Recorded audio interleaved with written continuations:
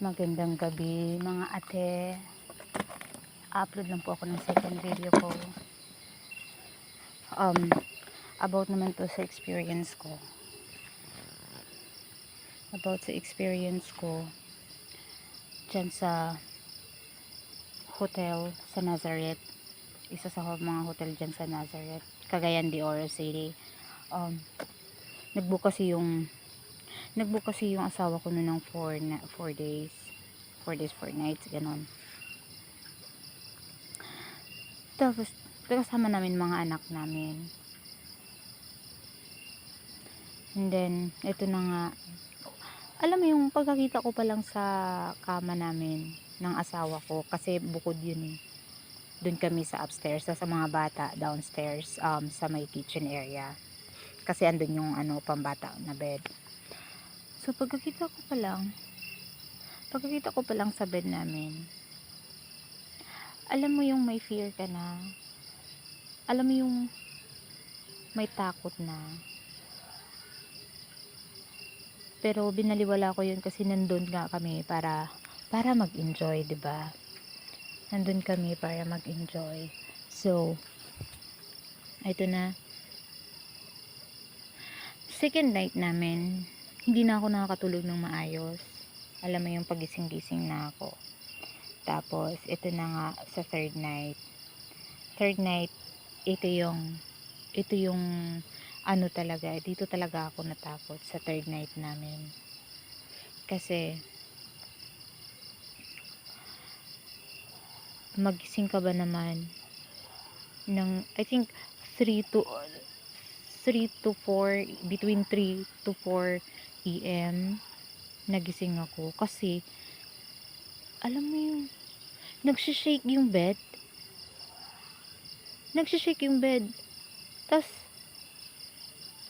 Tas may huminto. Tinignan ko asawa ko. Tulog po siya. Tas tinignan ko yung phone. Kasi nga, syempre, baka earthquake lang. Alam mo yun, baka lindol lang po. Pero wala namang nagno-notify sa cellphone ko. So, dahil first time ko nakaranas na nagsishake yung bed. So, natakot ako.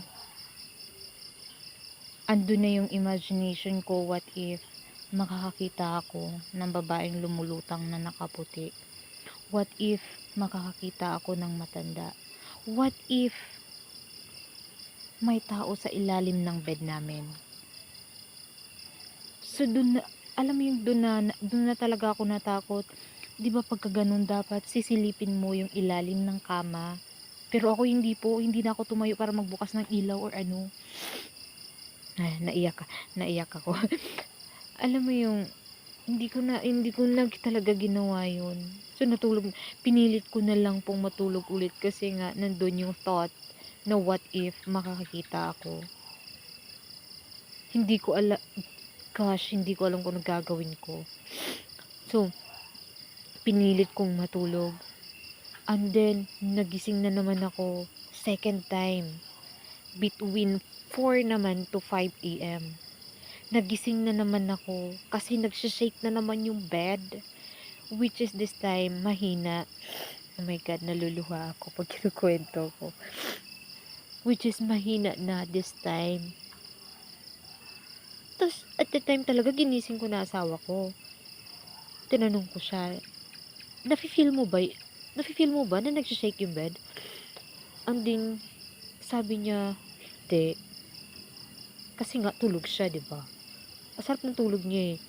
Sabi niya, hindi. Bakit?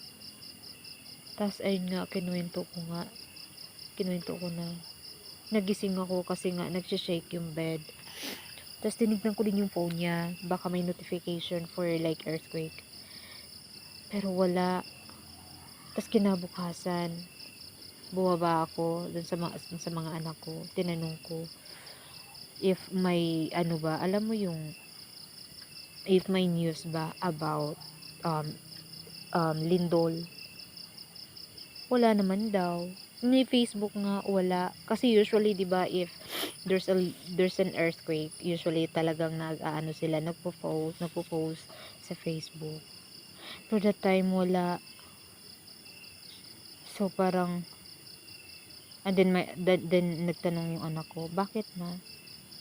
Sabi ko, "Nagse-shake yung bed namin sa taas kaninang madaling araw." Tapos sabi niya, "Talaga?" Tapos tinanong ko siya, "Wala ka bang nararamdaman dito sa ano niyo?" Kasi dalawa lang sila ng kapatid niyang mas ano pa sa kanya, 7 years old.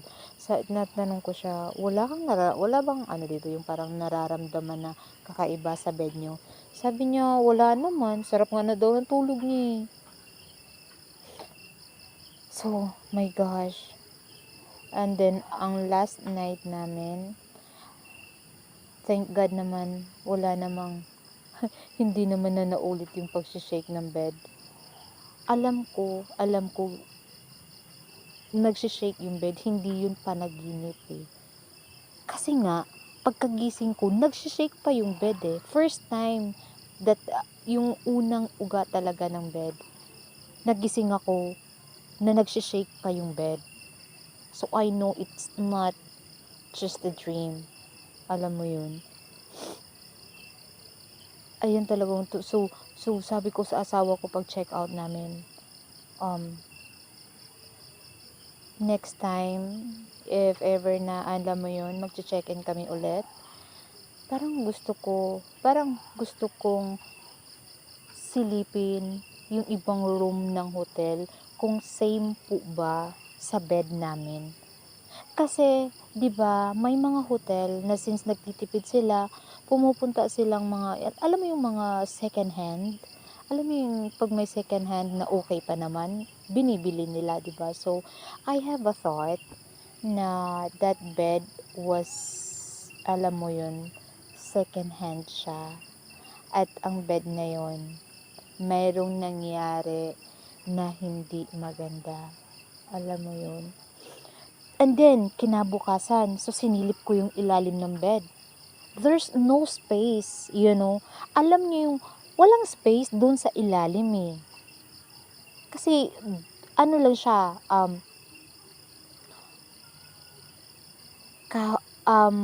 yes, parang kahoy. Mababa lang siya eh. Mababa lang yung bed na kahoy na yun, wooden bed. Mababa lang siya, as in, 2 inch. 2 inch from the floor. And then, ayun na yung bed. Tapos, pinatungan na lang ng mga kama. So, there's no way that there's, alam mo yun. So, kung sinilip ko man din yun, that time na nagsishake, wala din ako makikita doon. Ayun talaga yung, although nakakaranas din naman ako ng kakaiba sa ibang hotel na pinag-i-stayan namin, sa Maynila din. Pero yung sa Cagayan de Oro sa may Nazareth, ayun po, ayun yung pinaka nakakatakot kong naranasan. But I was so thankful na, alam mo yung walang nagpakita sa akin, kasi kung may nagpakita, hindi ko alam ano gagawin ko.